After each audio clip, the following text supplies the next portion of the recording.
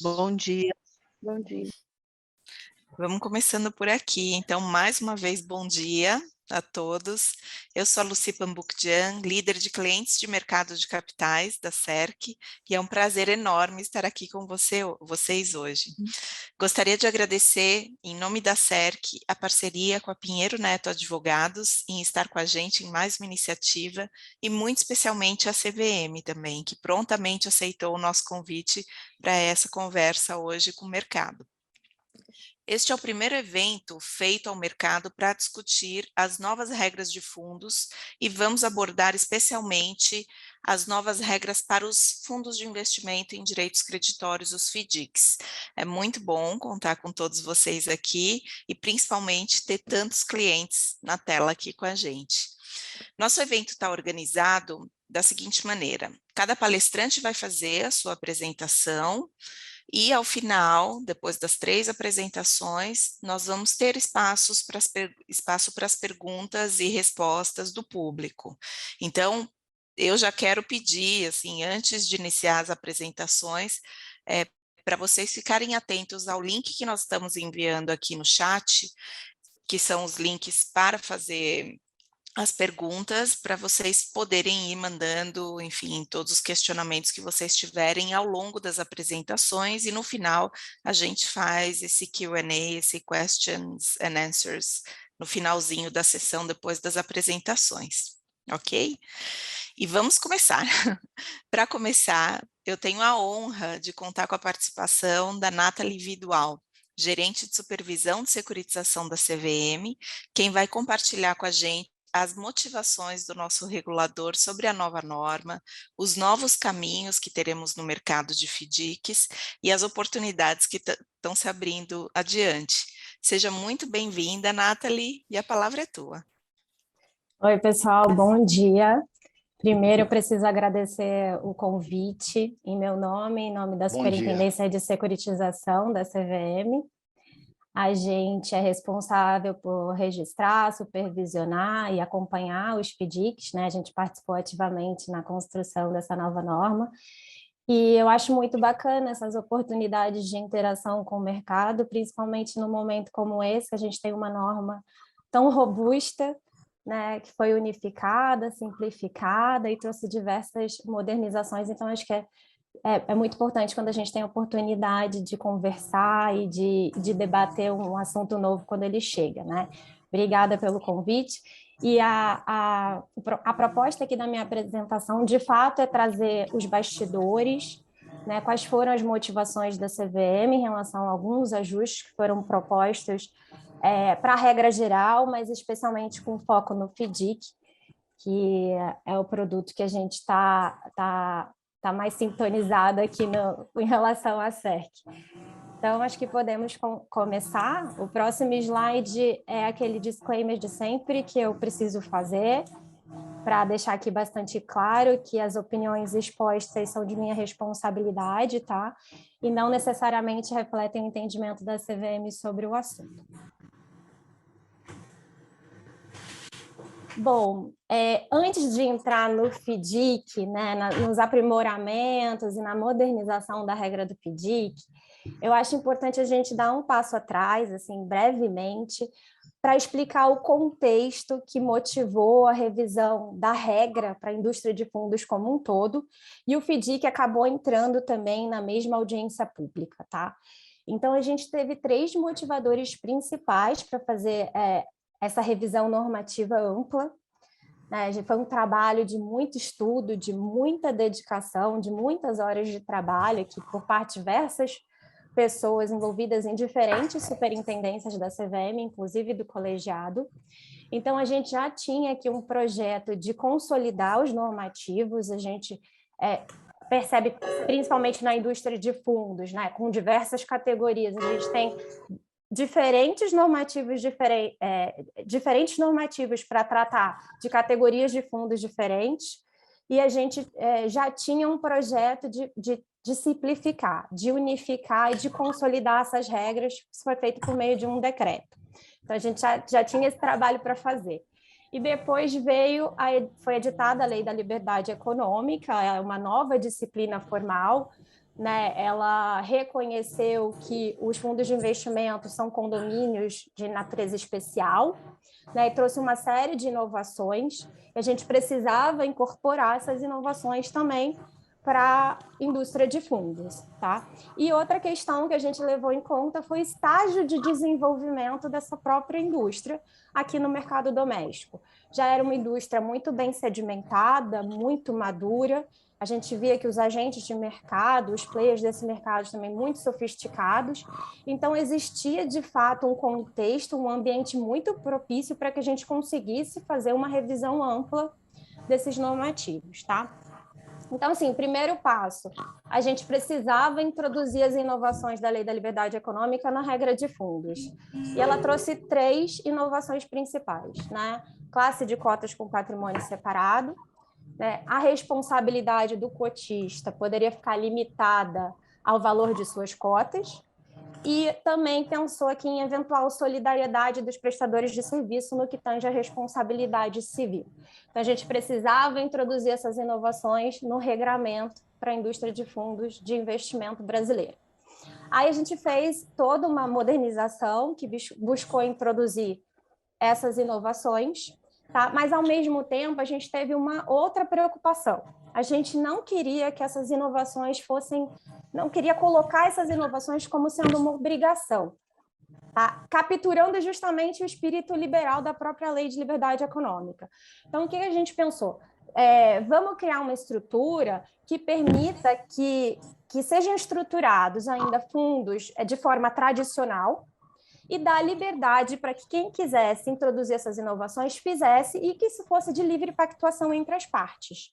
Então, as duas coisas podem continuar existindo, estruturas mais tradicionais e estruturas inovativas para a colocação de produtos, né, de fundo de investimento.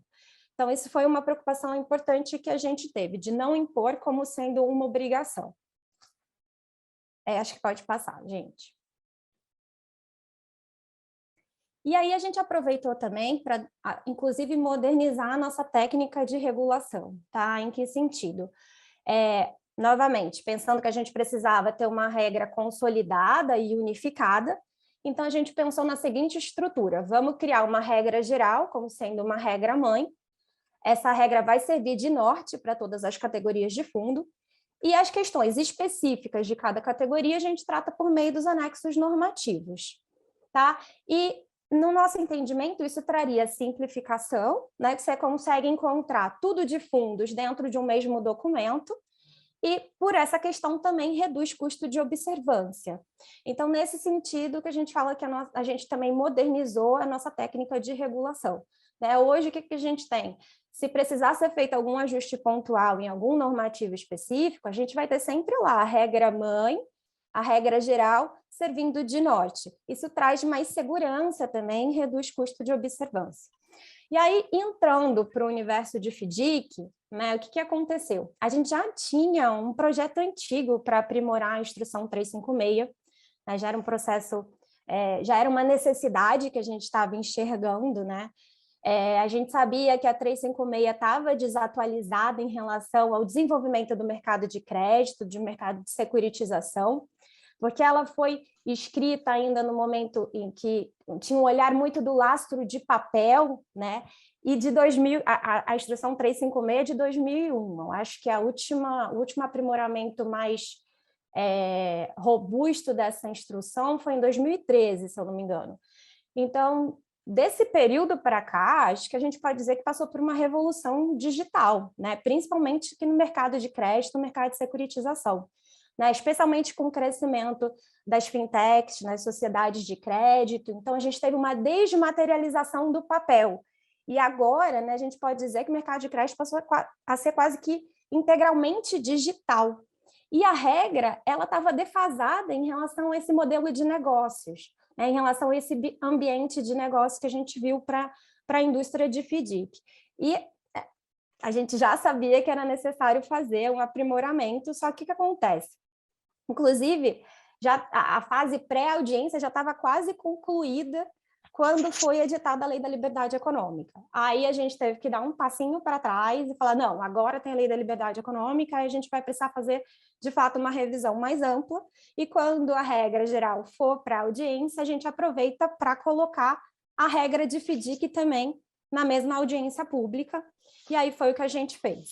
Tá? E aí, falando já da nova norma, ela entra em vigor agora em abril de 2023, mas os FDICs que já tiverem funcionamento nessa data vão ter até dezembro desse ano para poder se adaptar. Então, e só voltando aqui na estrutura rapidamente, como eu falei, tem a regra geral e as especificidades vão ser tratadas nos anexos normativos.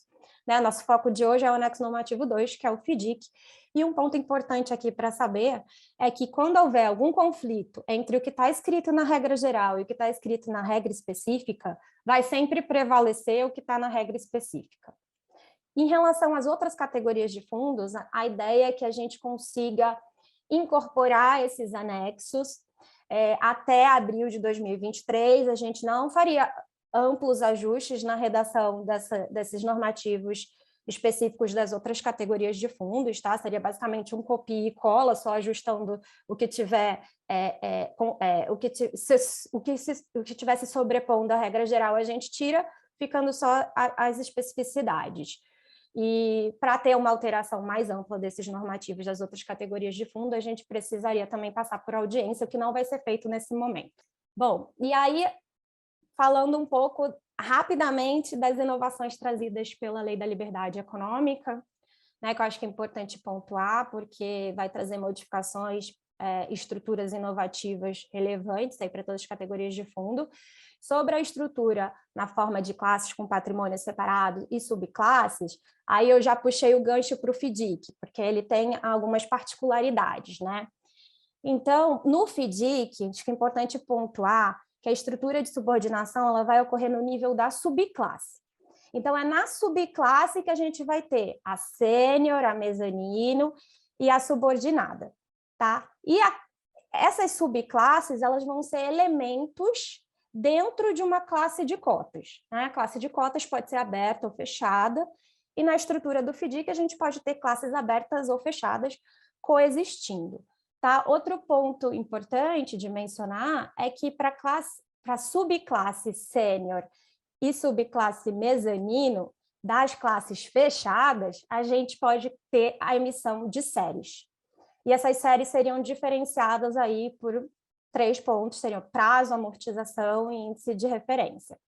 Tá? Outra questão importante de mencionar é que no FDIC, diferente das outras categorias de fundo que está escrito lá na regra geral, é que para o FDIC, a subclasse ela pode ser diferenciada por direitos políticos e econômicos, né? Justamente porque é na subclasse que acontece a estrutura de subordinação. Então, por isso que para o FDIC esse aspecto ficou diferente, tá?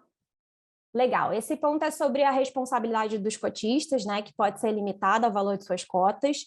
Eu acho que esse ponto é bastante importante porque a lei buscou dar uma proteção adicional para o investidor, né, que ele não perca, no caso de um patrimônio líquido negativo do fundo, ele não perca além daquilo que ele já investiu, né, não perca mais do que isso.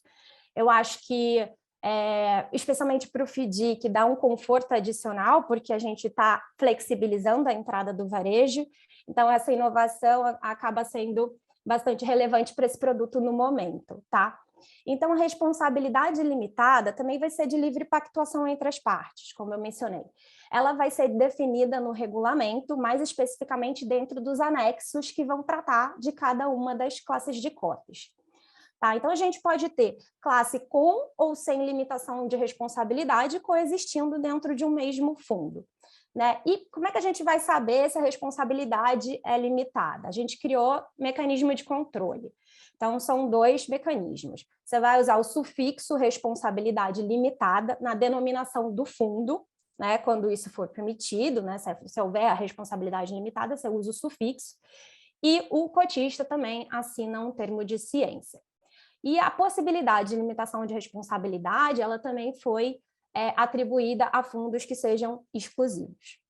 E aí a gente precisou pensar também na situação em que a responsabilidade limitada e o patrimônio líquido do fundo venha a ficar negativo, né? A gente precisou pensar em algumas travas de segurança, o que fazer quando isso acontecer.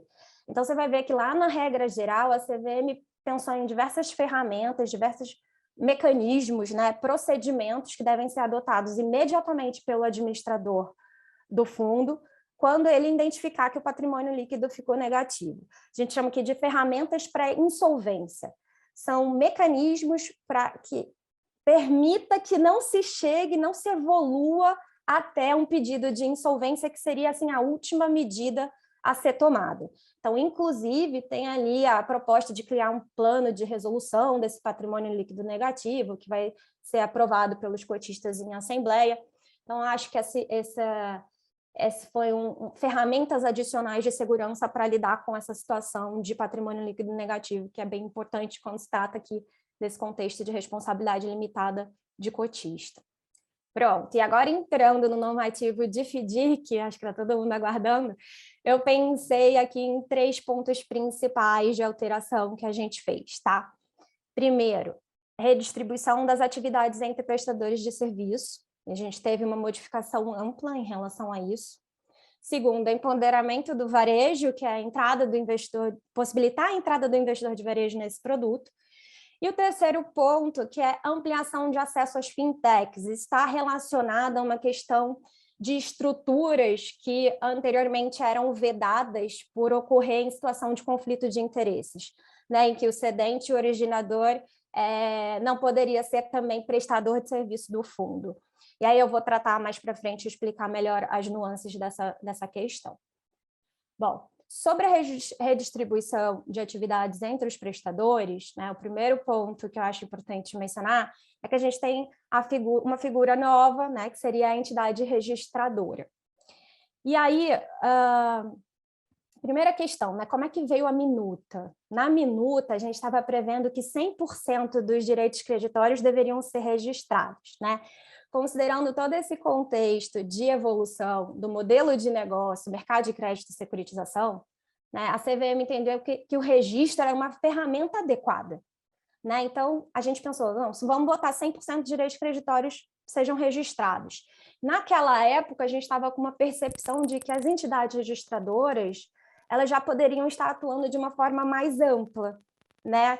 Integrada, sem problemas de interoperabilidade entre elas, né? Que os direitos creditórios estariam passíveis de registro, de fato.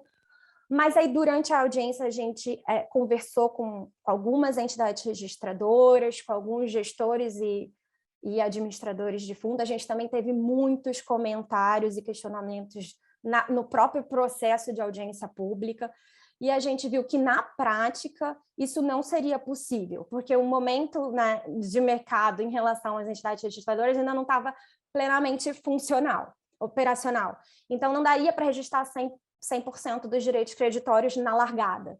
Então, a gente precisou fazer uma revisão em relação a isso, né, com base nesses comentários, com base nessa percepção prática da atividade, e aí a gente encontrou uma solução de meio termo e que no longo prazo sequer vai precisar mexer na norma de novo em relação a isso.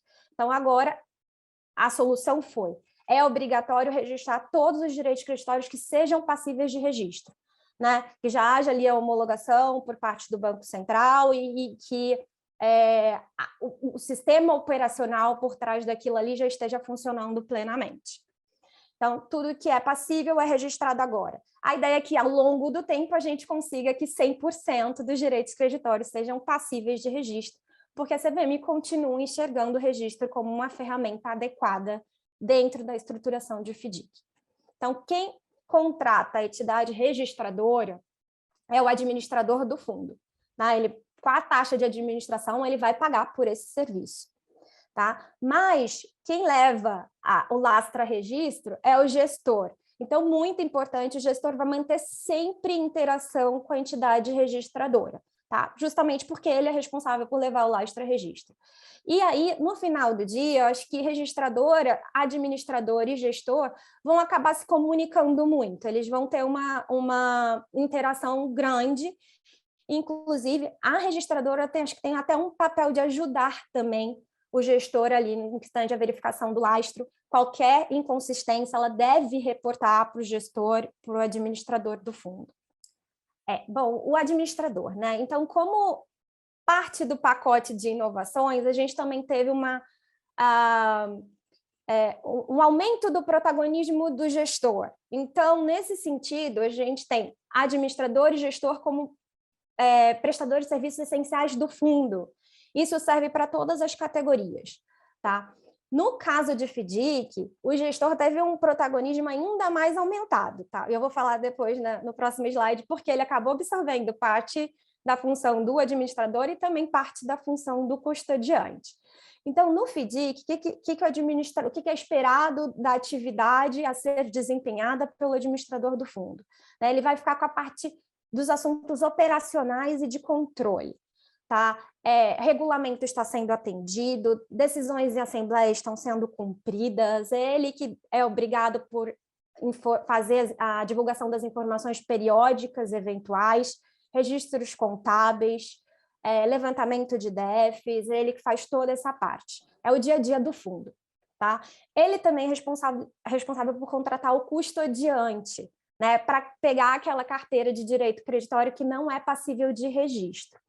Tá? Ele também contrata, como já mencionei, a registradora, então tanto custodiante quanto registradoras não podem ser partes relacionadas nem do gestor, nem do consultor especializado. Tá? E aí o administrador tem seu dever de diligência lá em relação a essas contratações terceirizadas que ele faz. Em relação ao gestor, aí a gente vê um grande protagonismo aqui vindo em direção ao gestor, muito para poder conciliar, né, a norma com as práticas de mercado de fato, né, para que elas possam conversar. Então, agora, o gestor ele é responsável pela estruturação do fundo. A norma se preocupou em trazer uns exemplos do que se trata essa estruturação de fundo, né? Acho isso bem bacana, mas, assim, no geral, o gestor vai ser o responsável por colocar o fundo de pé. Né? Como ele está mais presente aqui na seleção dos créditos, na análise, na parte de avaliação, né? Ele que toma as decisões de investir e desinvestir dos ativos do fundo, então a estruturação do fundo vai ficar a cargo dele. Ele que vai pensar na estrutura de subordinação, né? na cascata de pagamentos, é ele que vai ter que fazer as estimativas de inadimplência. Quando a gente tinha 356, né? Essas funções acabavam caindo no colo do administrador. Mas, na prática, isso não estava muito condizente com as funções, né? Porque, de fato, o gestor que entende de como que deveria ser essa estrutura de subordinação, a cascata de pagamentos, ele está muito mais próximo disso, porque é ele que faz análise, seleção e aquisição de direitos creditórios. Então, isso foi ajustado. Ele também é responsável por executar agora a política de investimentos, ou seja, se os direitos creditórios estão sendo adquiridos dentro dos critérios de elegibilidade definidos, enfim. Isso também conversa muito bem com a atividade que ele tem que fazer de análise, seleção e aquisição de direitos creditórios, tá? Como eu já comentei, ele também leva esses direitos creditórios a registro, é ele que leva, ou então ele entrega para o custodiante. E outra função que ele absorveu e que veio do custodiante se refere à verificação do lastro. A integridade, a existência, enfim, todas as funções, né, em torno do lastro, é ele que vai fazer, faz essa verificação integral ou por amostragem, e aí é uma parte legal, ele pode delegar isso também para a registradora, mas ele vai continuar tendo o dever de fiscalizar a função da registradora quando ele delega. Tá? E ele também contrata outros prestadores, consultor especializado, agente de cobrança, e ele também é responsável pelos limites de composição e diversificação da carteira. Então, a gente vê que, de fato, o gestor vai ter uma função de protagonista mesmo dentro da estrutura de FDIC, né? E a gente viu que o gestor absorveu parte do papel do administrador e também do custodiante. O custodiante teve o seu papel muito esvaziado, né, por conta disso. Na 356, a gente via que o custodiante tinha uma relevância, ele tinha um papel muito grande, né? Então, ele era a figura daquele grande banco que fazia, né, a verificação, a guarda do lastro, e agora isso não estava mais condizente com o modelo de negócio do mercado de crédito, mercado de securitização. A gente migrou essas funções para o gestor. E aí o custodiante ficou com basicamente duas funções principais aqui que a gente pode dizer. Antes ele tinha um rol extenso de atribuições e agora acho que a gente pode reduzir a só duas. Essa foi, acho que foi o principal aprimoramento dentro da regra de FDIC, que foi essa redistribuição, aumentando o protagonismo do gestor. E aí o custodiante fica só com a custódia dos direitos creditórios não passíveis de registro, e ele também é responsável pela verificação periódica do lastro, né, daqueles direitos creditórios substituídos e também dos vencidos e não pagos. Seria essa verificação periódica de lastro que ele está responsável. Pronto, e aqui a gente chega na segunda modernização, né, que tem sido bastante comentada também. A gente está recebendo ainda alguns questionamentos sobre a possibilidade de investidor de varejo ingressar nesse tipo de produto, né? E aí, qual foi a nossa motivação?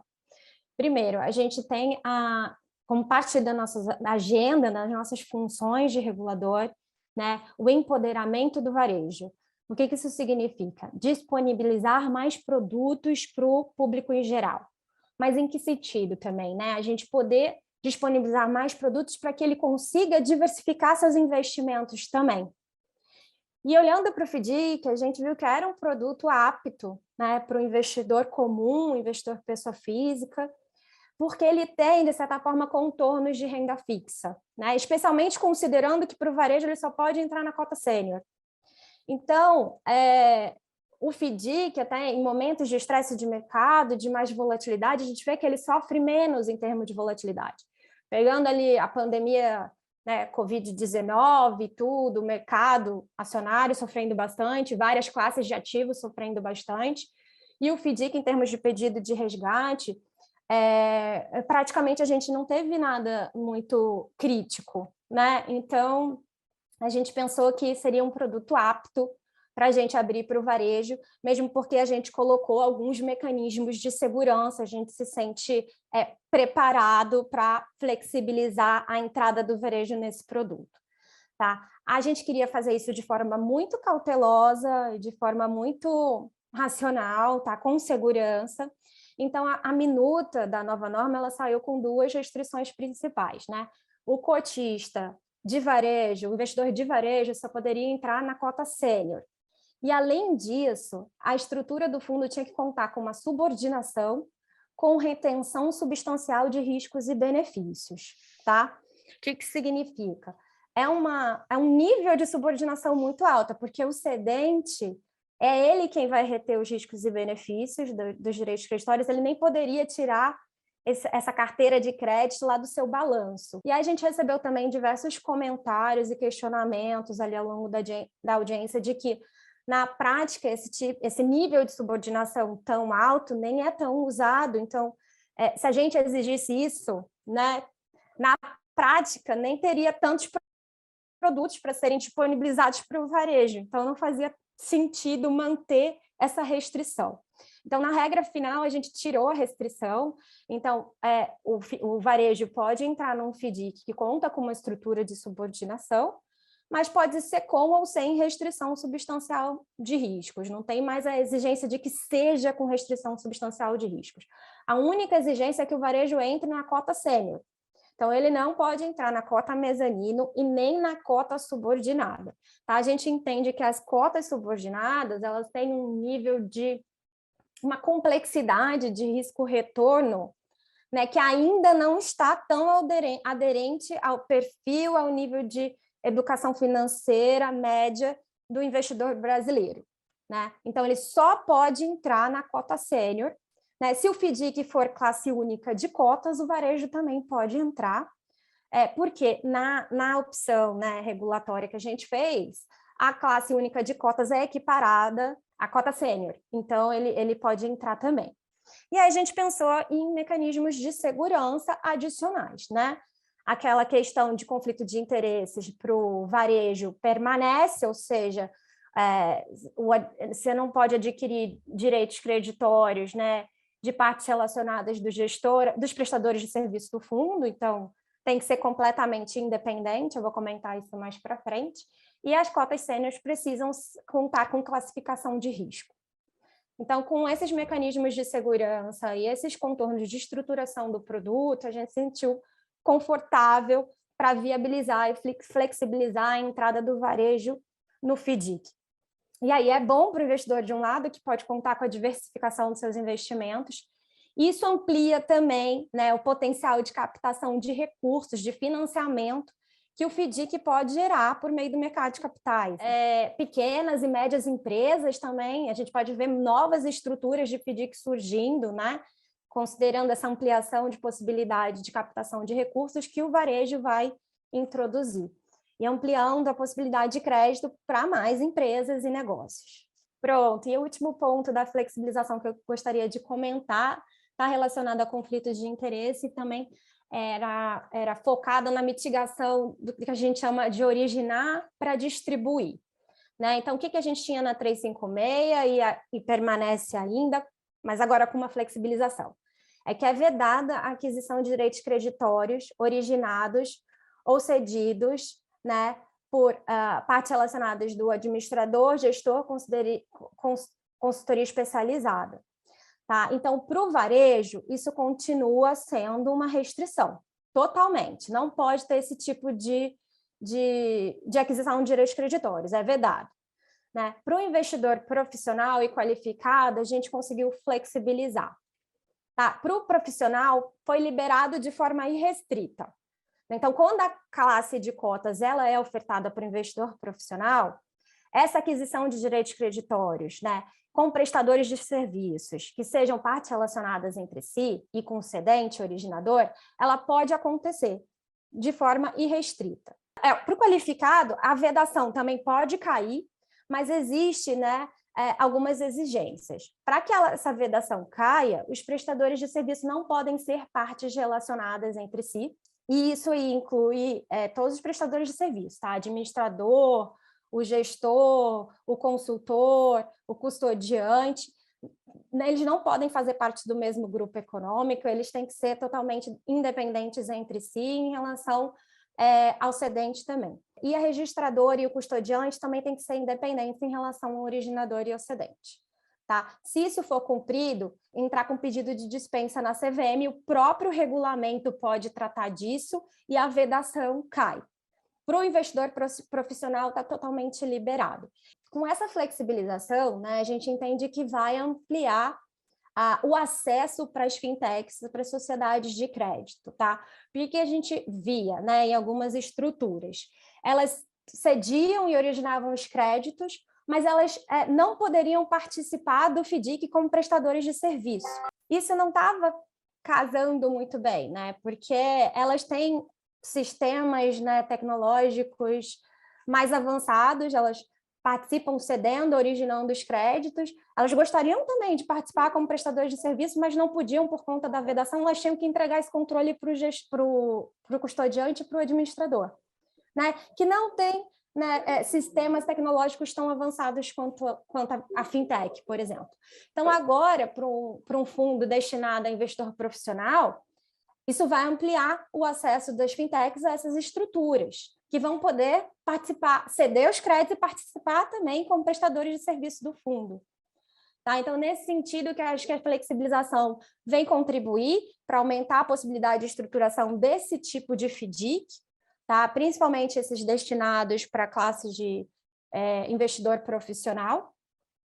Obrigada, Nathalie. A gente que agradece. A apresentação realmente muito esclarecedora e um agradecimento muito grande à CVM pelo esforço que fez e por estar aqui, né, conversando com o mercado nessa janela bem aberta de debate.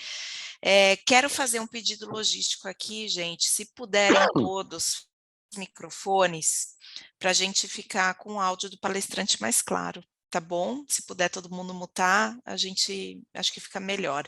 E a outra coisa é que usem o link para fazer as perguntas que vocês quiserem fazer. No final, como eu disse, principalmente para quem chegou nos últimos minutos e não pegou essa orientação no começo, no finalzinho das apresentações nós vamos ter um espaço para Q&A, tá bom?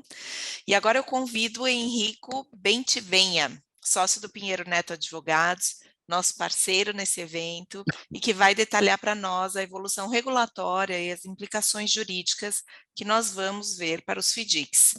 Palavra sua, Henrico. Obrigada. Obrigado a todos, bom dia. Deixa eu começar com um pedido de desculpas, que a minha voz não está muito boa. Não sei se é uma gripe que está chegando ou algo parecido, então se eu tossir no meio da apresentação, já peço desculpas aqui, tá? E pode mudar aqui a página? Pode ir para o próximo? Vou tentar fazer uma apresentação bem objetiva, pessoal, mais em complementação à excelente apresentação da Nathalie, que trouxe realmente todos os conceitos importantes aqui, né, que nortearam o regulador, né, nessa repaginação enfim, dos fundos, né. Então a minha ideia aqui é selecionar alguns artigos. Claro que a gente podia ficar aqui 3 horas falando das mudanças, dos benefícios e tudo mais, mas combinei com a Nathalie que ela ia fazer essa parte geral, que ela explicou muito bem, e eu ia selecionar alguns artigos que, com base um pouco na nossa experiência, né, dos casos concretos com os clientes, possam ser dignos de nota nesse momento, e ao mesmo tempo sem tomar muito do tempo de todos aqui, que eu sei que é precioso, ainda mais numa sexta-feira, né? E pegando só um comentário da Nathalie, que eu acho super importante, tem muita gente aqui que eu estou vendo do mercado, né? Essa questão da limitação de responsabilidade do cotista é super importante mesmo. Acho que eu, eu não consigo contar as vezes que eu tive dificuldade de explicar para o investidor estrangeiro como é que um fundo de investimento no Brasil não tem limitação de responsabilidade, né? Porque o investidor estrangeiro ele tem muita ideia do trust, né? Que é um conceito lá do direito anglo-saxão, e de de outros veículos, né? Que eles criam realmente, conseguem ter uma limitação de responsabilidade, né? Então, aqui primeiro que eles não entendem direito o que é um condomínio, né? Para ele essa palavra é uma coisa estranha. A gente costuma dizer, é alguma coisa parecida com trust, só que a responsabilidade é ilimitada, né, em tese, né? Então eles ficavam um pouco preocupados quando a gente explicava isso, e acho que a lei da liberdade econômica, né, veio muito bem, né, a lei que alterou o Código Civil, né, nesse aspecto. E aí agora a CVM emitindo essa regulamentação que vai recepcionar a partir de abril, né, todo esse conceito vai ser muito bom. Vai ser mais fácil vender, Nathalie, os fundos para investidor estrangeiro. Então, quem sabe isso atraia mais investimento por esse aspecto que parece trivial, mas não é realmente muito importante, né? E aí, esse primeiro slide aqui, né, da definição de direitos creditórios, a gente só destacou aqui essa novidade, né, que agora está realmente, literalmente, além do conceito clássico, né, direito creditório, que todo mundo conhece, a referência expressa a valores imobiliários, né, representativos de créditos e os certificados recebíveis, né, referenciados a operações de securitização. Então, é uma coisa interessante, né, porque tinha um pouco de dúvida antes, né, será que o FDIC pode subscrever um valor imobiliário ofertado publicamente, né, uma debenture? E eu até conversei bastante com a CVM sobre isso, né? A própria CVM já se manifestou. Então a ideia aqui já havia operações de mercado, né, onde o FDIC subscrevia debentures 476, né, agora 160, mas enfim, vou falar só para dar um exemplo.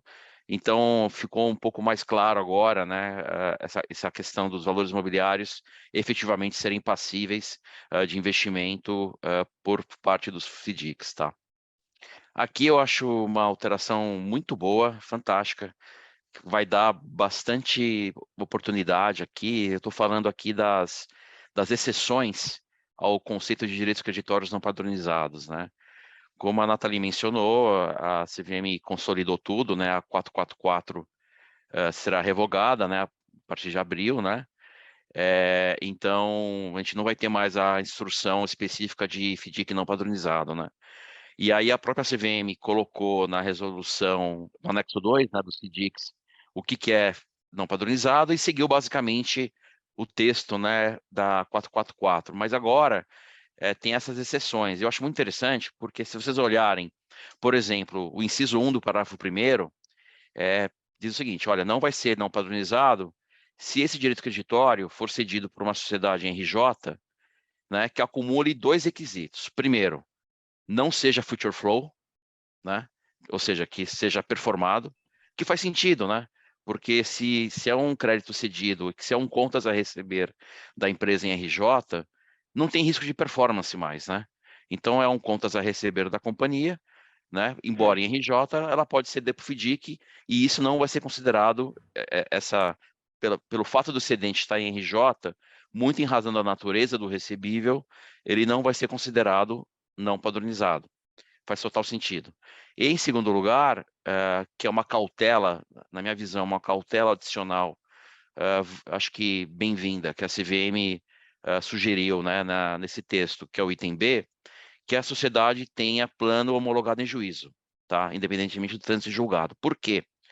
Fazendo uma analogia com um paciente, que está doente, que é a empresa em RJ, se a sociedade está com plano homologado em juízo, quer dizer que é um paciente estabilizado.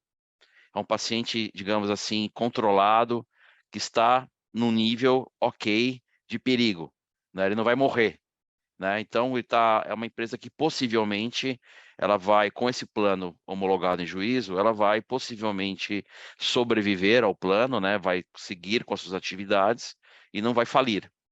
Então, pensando em umas estruturas envolventes, né? Porque aí sim você tem uma questão de ter alimentando, né, a empresa estar alimentando o FDIC com recebíveis continuamente, faz bastante sentido ter essa regrinha do plano homologado em juízo, porque, como eu falei, esse plano dá uma demonstração objetiva, né, de que a empresa está, o paciente, ele está, de certa forma, saudável e viabilizaria essa operação sem que ela seja sem que esse direito creditório cedido com essas condições ou requisitos de A e B sejam considerados não padronizados. Então, você olha uma série de investidores, né, que possuem restrições, né, para investimentos em ativos não padronizados. Se você olhasse na regra anterior, esse tipo de estrutura já afastaria, né? Então, eu acho interessante essa qualificação da definição de direito creditório não padronizado, porque eu acho que a gente vai ter bastante deal, vai ter bastante oportunidade, considerando algumas situações em que realmente nós temos empresas em RJ com planos homologados em juízo e com muito recebível, uma carteira, um contas a receber importante, e que não conseguem acessar o mercado justamente por conta do fato, mercado que eu digo de profissionais, né? O mercado mais sofisticado, em especial, por conta do fato que tem esse rótulo de não padronizado. Então, tirar esse rótulo, de novo, parece uma coisa trivial, mas não é. E o outro ponto são os precatórios federais, né? Que eu acho extremamente importante. O FDICs com precatórios federais tem há muito tempo, mas acho que a novidade aqui é defini-los como não sendo não padronizados, ou seja, sendo, entre aspas, padronizados ou normais, enfim, desde que não apresentem impugnação, né, judicial ou não, por exemplo, sei lá, mesmo ceder um precatório federal com uma ação rescisória em curso, aí é complicado. Aí ele vai ser considerado padronizado. Então tem que ser um precatório federal sem impugnação e que já tenham sido expedidos para o Tribunal Regional Federal competente. O que quer dizer isso? É a ordem de pague-se, né? Então já foi encaminhado. Próximo, por favor. Vou tentar ser mais rápido, prometo. Aqui, eu não vou me estender muito, a Nathalie muito bem mencionou, só que aqui a ideia é mostrar para vocês onde é que está escrito isso, no artigo 3º e no artigo 28 do anexo 2, né? Sempre falando do anexo 2 aqui. Então, em acréscimo umas possibilidades previstas no artigo 5º, parágrafo 5º da parte geral, né? Que fala que as subclasses têm que ter, podem ser diferenciadas exclusivamente para o público-alvo, prazos e condições para amortização e resgate, taxa de administração, gestão, enfim. Além dessas regrinhas que já estão na parte geral, todas as subclasses de FDIC podem ser diferenciadas no regulamento por outros direitos econômicos e políticos. Então, eu acho que isso vai ser importante, Acho que os direitos econômicos é mais fácil de enxergar. Com relação aos direitos políticos, é uma flexibilização ou uma materialização de um conceito que é importante para a FDIC. Você vai ter quórums qualificados para algumas situações que pode ser interessante que tenham esses quórums qualificados. Por exemplo, vamos liquidar uma classe, vamos decidir pela liquidação da classe, né? Então vamos colocar um quórum bem alto, porque a gente não quer que 2, 3 sêniores que estejam insatisfeitos forcem a liquidação da classe. Então vamos colocar um quórum mais alto para que tenhamos mais alinhamento entre os investidores sêniores, por exemplo, nesse meu exemplo, para fazer a liquidação da classe, e assim por diante. Então, isso vai dar para a gente ser bastante criativo, no bom sentido, claro, para que criemos estruturas aí de quórums, direitos políticos qualificados para alguns aspectos ou itens específicos das estruturas, né? Então, claro que aí o 28 faz uma regra, acho que, de certa forma, parecida com o conceito anterior, mas claro que se a matéria, aí a única engessamento vai, entre aspas, se realmente a matéria resultar em redução do índice de subordinação, seja da mezanina ou da subordinada, júnior, né? É claro que esses titulares, né, que seriam afetados não podem votar. Próximo, por favor. Aí estava na apresentação da Nathalie, mas isso está representado aqui no artigo 8º, não tinha na 356, né? Então agora a gente tem o conceito de cota de subclasse subordinada mezanino. A gente fazia isso já, né? De certa forma, né? Já tinha nos regulamentos, né? Você previa isso, né? Mas acho que é importante essa introdução, porque no parágrafo único, né? A CVM colocou o seguinte: olha, as cotas sêniores e subordinadas mezanino de classe fechada podem ser emitidas em séries, né? Com benchmark diferentes e prazos diferentes para amortização. Então, isso é muito importante, né? Porque vamos lembrar que a cota subordinada da regra antiga do fundo fechado não podia ter série, né? Então, aqui a gente tem uma estrutura interessante, porque além das cotas sêniores, as subordinadas também, as mezanino, podem ser emitidas em séries. Então, aqui na hora de estruturar e oferecer para os investidores, vai dar para brincar um pouco mais com os conceitos, né? Claro que o investidor da subordinada mezanino tem um perfil, né? Um pouco mais de apetite a risco do que o sênior, né? Que ele vai absorver perdas na cascata, né? Antes do sênior, mas de qualquer forma você vai conseguir montar aí emissões com séries de cotas subordinadas mezanino, desde que de classe fechada, e isso vai ser muito interessante ver como é que a indústria vai montar isso aí e oferecer para os investidores, tá? Pode ir para a próxima, por favor. Aqui, revisitando um ponto mencionado pela Nathalie, mas eu gostaria de destacar aqui. Então, essa lista aqui, né, do artigo 13 do anexo 2, contempla os requisitos para oferta junto ao público em geral, né? Então, o que vale destaque aqui, né, é a questão do rating, né? A Nathalie mencionou. Então, isso era acho que, claro que a CVM sabe disso, mas era complicadíssimo, né? Porque toda oferta tinha que ter rating, né? Então, na verdade, você fazia uma oferta para investidor profissional apenas, e a menos que você encaixasse naquelas regrinhas de isenção de rating, você tinha que gastar dinheiro fazendo rating, né? E tinha custo de manutenção, tudo mais. Então, isso aqui vai ser um desenvolvimento bem interessante para a indústria de uma forma geral, né? Claro, estou me referindo aí a ofertas que não sejam ao público, né, em geral, mas eu acho que ainda o FDIC é um produto sofisticado, né? Então, eventualmente aí com a abertura, né? Porque antes a gente não conseguia distribuir para não qualificado, né? Então, com essa mudança regulatória, vamos ver se daqui para frente a gente vê mais prospecto de FDIC, né? Por aí. Coisa que não acontece. Então, acho que e vale destacar nesse artigo 13, inciso 4, item B, justamente o que a Nathalie mencionou, né, que é a questão do conflito, né? Então, para ir para o público em geral, não pode ter direitos creditórios originados e cedidos pelo administrador, o gestor, que vai de encontro lá até com o que ela mencionou lá no outro artigo, tá? Acho que pode ir para o próximo, por favor. E aqui outro ponto bem interessante, né? E aqui a gente está falando de classes restritas, né, que é um termo definido na parte geral, que são a classe restrita é aquela destinada a investidores qualificados e profissionais, né? Mas é que acontece, nesse artigo 14, ele permite que as cotas sêniores sejam integralizadas em direitos creditórios. Então, essa é uma mudança bem interessante. Anteriormente ou atualmente, né, porque está em vigor ainda, né, a 356, apenas as cotas subordinadas, né, poderiam ser integralizadas com direitos creditórios.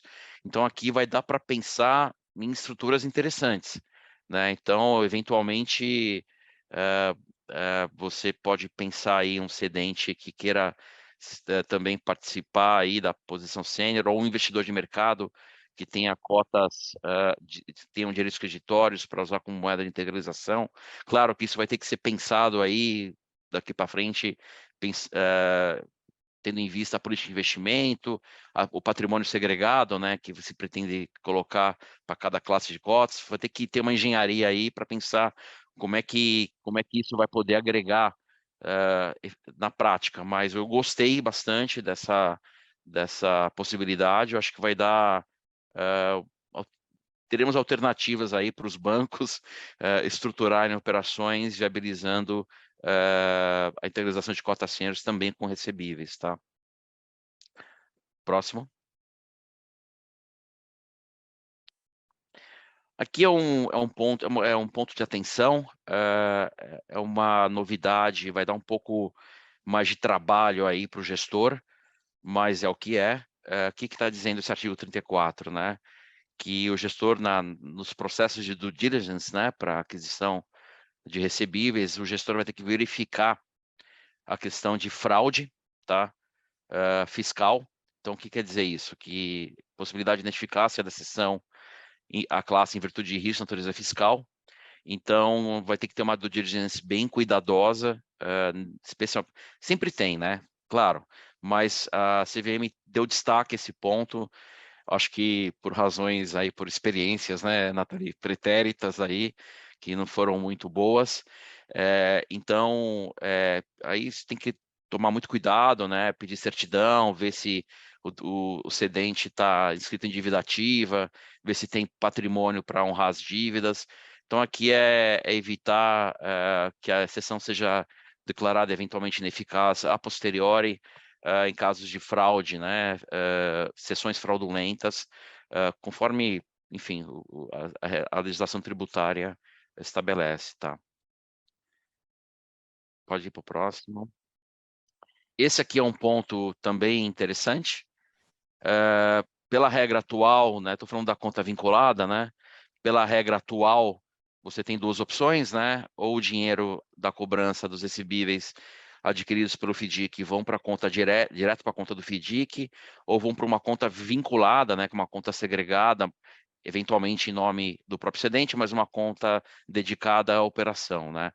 E aqui houve esse desconto regulatório, né, vamos falar dessa forma, que nesse artigo 52, se a classe das cotas for destinada exclusivamente a investidores profissionais, será permitida que a conta arrecadadora dos recursos dos direitos creditórios cedidos sejam de livre movimentação do cedente para a posterior e depois, né, transfere para o FDIC. Bom, a gente sabe que não é o ideal, né, que seja assim, né, por questões, enfim, de confusão, né, patrimonial, de caixa, né, dinheiro não tem carimbo, aquelas coisas. Mas, em algumas estruturas, infelizmente, é muito difícil criar a conta vinculada e ainda mais difícil ter a conta do FDIC recebendo diretamente do sacado os recursos relacionados aos recebíveis. Então, Então, olha, se você é um big boy, se você é um investidor profissional, tudo bem, saiba que vai ser possível, mas é uma estrutura mais arriscada, enfim, tem preço para tudo.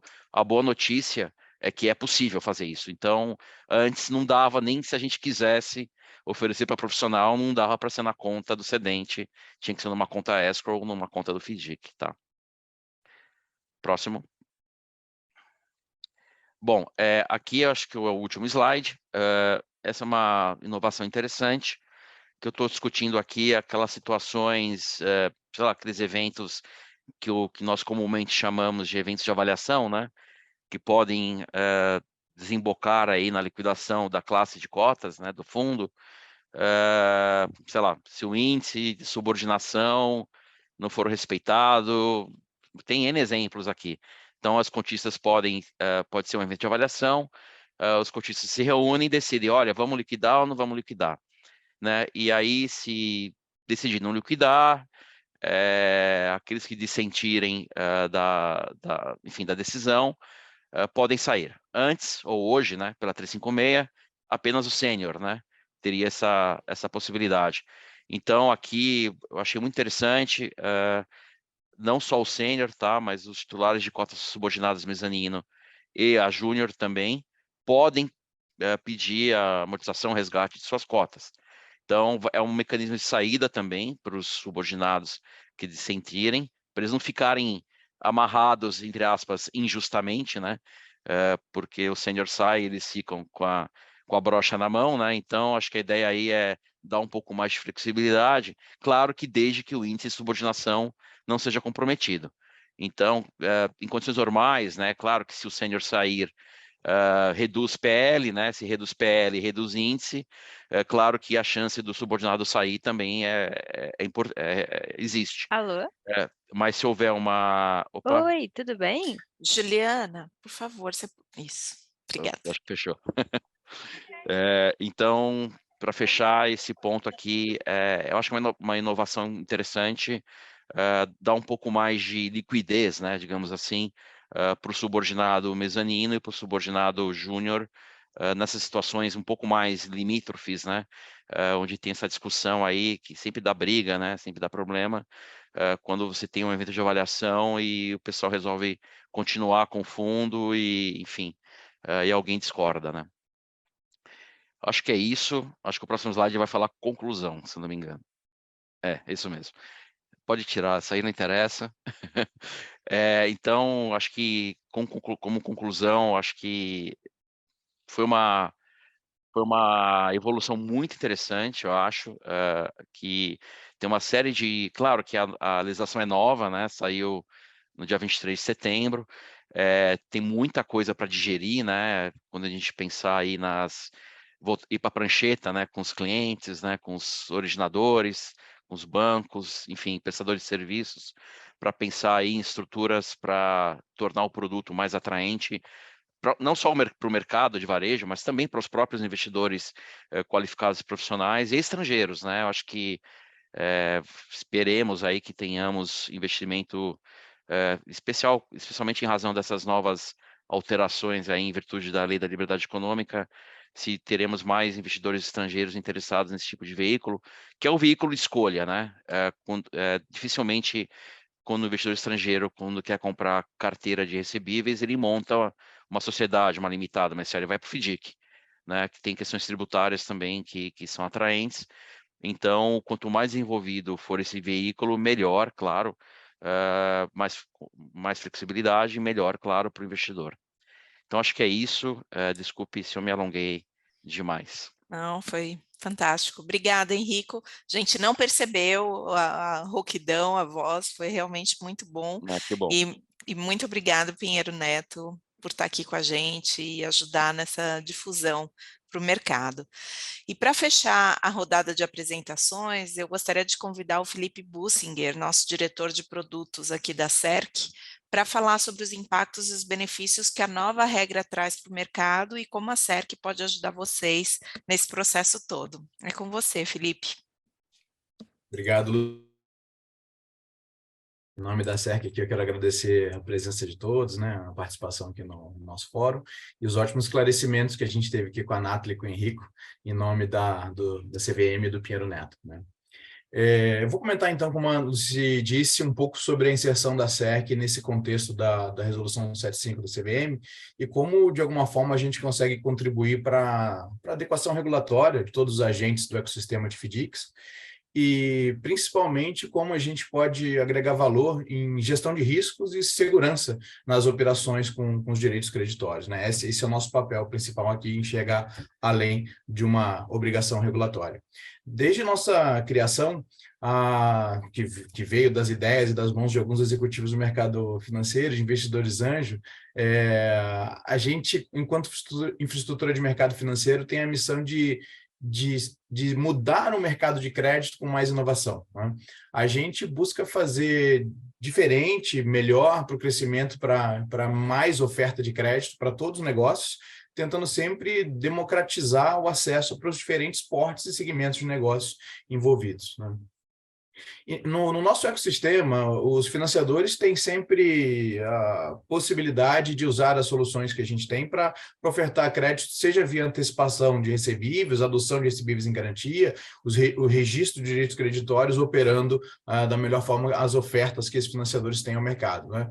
Nós somos, então, uma infraestrutura autorizada por reguladores para alguns valores imobiliários, ativos específicos, como vocês estão vendo, Banco Central e SUSEP, né, no caso de seguros, e uma infraestrutura de mercado como nós somos, ela cumpre esse papel, assim como bolsas e clearing houses ao redor do mundo cumprem para transparência, segurança e bom funcionamento do mercado financeiro, né? Em dezembro, a gente tem o prazer de dizer que assumiu a marca de mais de 1 trilhão em recebíveis registrados aqui com a gente, e a nossa operação diária, ela equivale a mais de 10 vezes a quantidade de transações de Pix registradas no Brasil. Isso, curiosamente, nos torna o maior usuário de Google Cloud na América Latina, né? Provando mais uma vez que essa nossa vocação para soluções inovadoras, né, a exemplo dessa adoção do armazenamento e processamento em nuvem com toda essa abrangência. Pode passar, por gentileza, Mari? Eu acho que nossos colegas destrincharam aqui melhor do que eu poderia fazer a regulação, evidentemente, né? Mas eu gostaria de trazer aqui uma visão resumida de como nós enxergamos a oportunidade para todo o mercado e de que forma a gente consegue facilitar essas mudanças para todo mundo, né? Acho que um primeiro grande benefício na captação de recursos é, de fato, a facilitação para distribuir as cotas a investidores não qualificados, né? Aqui a gente tem um potencial para aumentar o mercado como um todo, né? É exatamente parte da missão que eu comentei para vocês. Então, os diferentes atores do ecossistema fiduciário têm aqui uma chance, uma oportunidade grande nas mãos, né? Esse funding reforçado, ele ganha ainda mais tração quanto mais seguros os investidores se sentirem, né? E quanto mais mecanismos de avaliação e monitoramento os gestores tiverem, os administradores, os prestadores de serviço, todos os atores envolvidos, né? E quanto as registradoras puderem oferecer para todos eles, né? Por isso que aqui a importância de entender o registro não como uma mera obrigação regulatória, como falei agora há pouco, mas principalmente como uma medida que possa conferir mais credibilidade e um caminho para operações com créditos cada vez mais, as operações cada vez mais seguras e, consequentemente, promovendo esse crescimento que é o desejo de todos, né? Novamente, eu já mencionei, mas os gestores passam a ser os agentes, nós já mencionamos aqui, mas os gestores passando a ser os agentes de registro, né, responsáveis pelo cumprimento dessa obrigação, ainda que aqui com a gente, na SERC, diferentes atores ainda podem ser os integrados, né, os conectados com a gente, para efetivar esses registros em si. Mais para frente eu vou comentar um pouquinho mais isso, né, como funcionaria, mas, de fato, a obrigação pertence aos gestores, mas a gente consegue ter a facilidade para N atores diferentes conectarem conosco e realizarem esse registro, né? A SERC, enquanto registradora, ela tem a condição de avaliar a unicidade dos ativos, trazendo aqui essa confiança que as operações de crédito alcancem recebíveis, lastros, valores existentes e disponíveis, né? E, assim, um grande diferencial é a possibilidade de a gente continuar fazendo essa avaliação dos lastros, a avaliação desses valores e ativos, monitorando o ciclo de vida desses ao longo do tempo, né? Caso aconteçam reduções, cancelamentos, descontos, e evitando, assim, até fraudes como sempre ocorreram no mercado e que, de alguma forma, a gente tem até acompanhado recentemente no mercado de recebíveis. Inclusive, sobre essas notícias que circularam recentemente de fraudes e múltiplas operações de antecipação com os mesmos recebíveis, alguns clientes da SERC que já operavam esses recebíveis e que já registram com a gente, conseguiram evitar maiores perdas e tiveram, evidentemente, melhor resultado nessas operações, frente a outros financiadores que não avaliam, que não monitoram, que não registram nesse ambiente ofertado, né? E para esse diferencial, ele alcança até um potencial máximo quando a gente consegue operar para diferentes recebíveis, valores ativos, né? A gente opera com duplicatas, com CCBs, com recebíveis imobiliários do agro, tantos outros que podem ser registrados aqui com a gente, atendendo a regulação e, de novo, garantindo esses benefícios que eu citei agora há pouco, né? Da segurança, transparência, a unicidade desses ativos, né? Desses valores. Passa, por favor, Mari. Próximo, por favor. Isso. Agora, pensando no fato, de fato, como essa mudança acontece, como a SERC se prepara e está preparada para atender você de forma mais fácil e rápida, a gente está trabalhando com algumas premissas que, depois de conversar com várias das empresas, vários dos participantes que estão aqui nesse fórum, e muitas que até já registram com a gente elencou aqui alguns princípios básicos de tudo que a gente está oferecendo.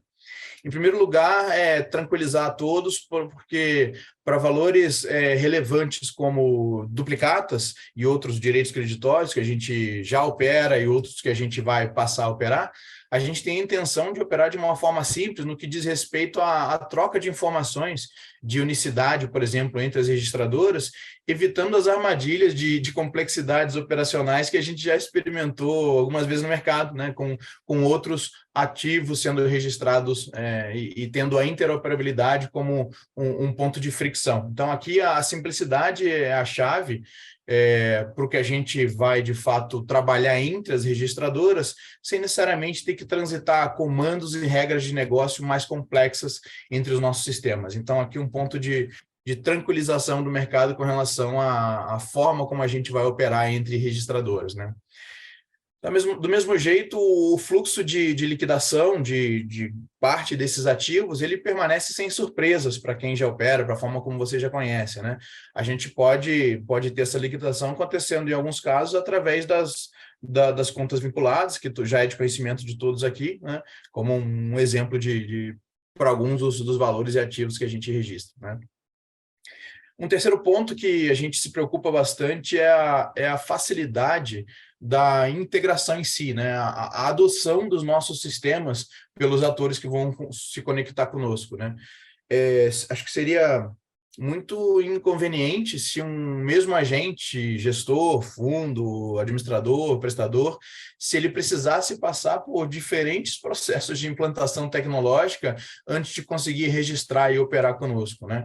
Então, o time de produtos aqui da SERC vem trabalhando desde do dia 23 de dezembro, quando a gente teve ciência aqui da resolução, para construir, de fato, um canal, um layout, um mecanismo unificado de comando dos direitos creditórios, dos registros que deverão ser feitos, independentemente da natureza, do tipo, dos valores dos direitos creditórios, né? Então, aqui o recado deixa com a gente o esforço de tradução, os deparas, e para vocês poderem ter a segurança e trabalharem, de fato, colocarem esforço na geração de negócios, né? Então, acho que esse é um recado importante também, a forma como a gente se preparou para isso. E como eu citei antes, embora o gestor tenha passado a ser o responsável pelo registro, aqui na SERC a gente continua tendo diferentes formatos e indicações de autorizações jurídicas para que a gente possa se conectar a qualquer um desses atores, né? Na prática, gestores, administradores, prestadores de serviço, integradores, desde com a devida anuência, com a devida responsabilização, diferentes atores podem estar conectados conosco e, de fato, registrar, né? Cumprindo, então, essa obrigação legal e gozando desses benefícios que a gente tem a oferecer, né? Por último, aqui um recado importantíssimo, também imagino que de sobressalto para vocês, é que a gente está preparando uma condição especial de tarifação, que para todo o mercado, com toda a isonomia que é necessária, que vai levar em consideração volumes operados pelos fundos, né? Isso considerando diferentes lastros, diferentes valores imobiliários e direitos creditórios, para que a gente tenha uma tarifação justa e que permita o cumprimento da obrigação regulatória que a gente tem em mãos, mas sem, com isso, pesar em custos, né? Sem ser, de fato, um elemento de fricção também para vocês, né? Então, isso... considerando também que o serviço de registro deve sempre agregar valor, como eu venho dizendo, né? Muito mais do que só o regulatório, e assim sendo, consequentemente, um produto bom por um preço compatível, né? Um produto ótimo por um preço compatível com o que vocês esperam e que faça sentido para o mercado, né? Repetindo aqui, né, nós somos a única registradora que possui um portfólio completo, né, de avaliação, monitoramento e relatórios de lastros para gestores em diferentes direitos creditórios e oferecendo também uma experiência única da mesma forma para os nossos clientes, né? Aqui não se trata de mero declaratório, de registro declaratório. A gente tem na avaliação e no monitoramento dos diferentes lastros e recebíveis, com relatório desses lastros disponibilizado para os atores, a exemplo de duplicatas e recebíveis do agro, o formato que a gente entende como sendo o que traz a segurança e traz toda essa agregação de valor que a gente vem comentando, né? Então, essa expertise única em recebíveis que nos credencia a trazer essa segurança e a unicidade dos valores com os nossos processos de avaliação e monitoramento. Por favor, Mari. Aqui nesse slide, quando a gente fala de serviços de registro, é importante entender que o trio que nos governa, né, a gente brinca que é o nosso dogma aqui enquanto infraestrutura de mercado, é que a gente tem essa tríade que nos rege. Então, número 1, a avaliação e monitoramento da qualidade, da unicidade, da segurança do lastro, né? Então, não importa qual valor imobiliário a gente está olhando, qual lastro a gente está olhando, qual recebível a gente está olhando, a avaliação e monitoramento deve fazer parte integrante desse nascimento desse valor, né? O segundo é o controle de titularidade e os direitos sobre esse lastro, né? Então, a casa naturalmente orquestra, né, essa fila de direitos, essa solicitação de direitos, os contratos sobre cada um desses lastros, né? E, por último, o acompanhamento, o controle, sempre que possível, o apoio à conciliação dessas liquidações, né? Então, essa tríade é como a gente enxerga o ciclo de vida de contribuição para o mercado que uma infraestrutura, uma registradora como a nossa pode oferecer para vocês, e é isso que a gente tem com esse portfólio que vocês estão enxergando em tela, né? Esses serviços, como eu mencionei, eles cruzam com esses diferentes lastros recebíveis que estão disponíveis, né, por uma variedade grande de direitos creditórios, né, cartões, recebíveis mercantis e serviços, né, duplicatas, valores imobiliários, o mundo do agro, né, todas as cédulas do mundo do agro, o mundo do imobiliário e tantos outros que já estão operacionais ou em desenvolvimento aqui para a gente ter a amplitude maior desse portfólio para vocês, né. Citando, né, fazendo esse cross entre essa tríade de serviços, né, avaliação, controle de titularidade, direitos e liquidação, eu citaria em duplicatas um exemplo. O nosso serviço de avaliação e monitoramento gera mais de 130 indicadores de caráter mercantil, né, se existe se existe mesmo uma transação comercial, de caráter fiscal, né, as notas fiscais que foram emitidas e as suas atualizações, de caráter logístico, né, se a mercadoria já está em transporte, se foi emitido o conhecimento de embarque, e tantos outros indicadores para justamente garantir a existência e a qualidade desse recebível, e aí, naturalmente, os financiadores poderiam ofertar o crédito com mais segurança, né? Uma vez que esse recebível, né, esse lastro esteja registrado conosco, os contratos que vão aparecer sobre essas duplicatas, sendo como garantia ou sendo descontados, antecipados para os clientes, a gente naturalmente controla o direito, né, do novo titular ou do beneficiário desse direito creditório até a liquidação desses recebíveis, a liquidação dessas duplicatas, nesse meu exemplo, né? O mesmo vale para todos os valores e lastros registrados, que vocês estão vendo aqui em tela, né? Registrados, escriturados, depositados, no caso de valores imobiliários e ativos financeiros, aqui na SERC. E como vocês podem ver, diferentes valores e ativos têm sido também construídos e colocados aqui. Alguns em breve vão estar disponíveis para vocês, alguns fazendo parte até da fala aqui do Henrico agora há pouco, né? A gente tem também algumas ofertas de valor adicionais que vão desde a gestão da suficiência de garantias e de lastros, que são os nossos serviços de gestão de colaterais, como vocês podem ver aqui nesse segundo item desse bloquinho de baixo, de oferta de valor, né?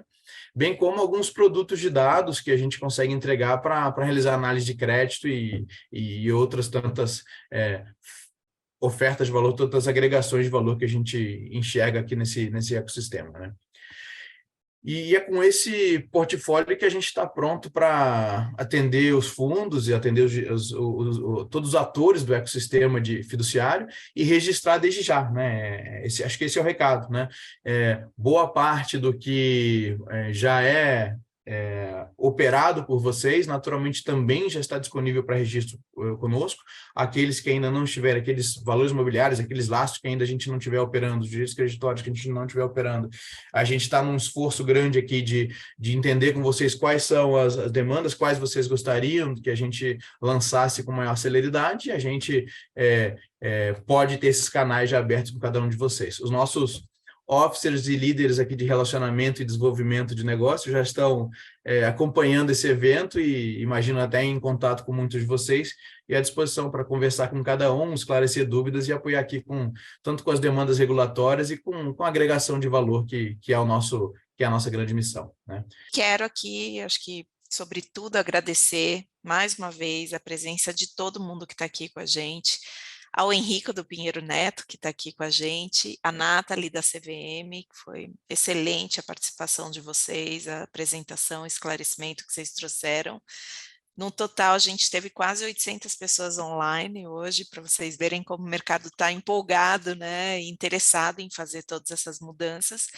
E, para a gente, esse evento está abrindo o ano com chave de ouro e nos deu uma ótima visão de tudo que vem adiante, do que a gente precisava saber sobre a nova resolução e que passa a valer a partir de 3 de abril. No início da próxima semana, então, vocês vão receber a apresentação. E queria aqui aproveitar para oferecer o contato com todo mundo aqui da SERC para ajudar vocês nesse processo. O Felipe, na apresentação dele, colocou o e-mail para a gente, né, receber o contato de vocês. Se vocês têm algum contato, utilizem esse contato. A gente está com uma equipe grande em várias cadeias aqui para ajudar tanto a entrada, né, a conversa com os clientes, como a entrada de todo mundo nesse processo, que a gente tem 90 dias para fazer, e podem nos contatar diretamente, a gente vai ter a maior alegria, a maior satisfação de falar com vocês. Contem com a SERC para trazermos ainda mais segurança para os fundos de investimento, para os FDICs e para expandir negócios, né, para o mercado inteiro com segurança em 2023. Com isso eu vou me despedindo. Obrigada e até o próximo evento. Tchau, tchau.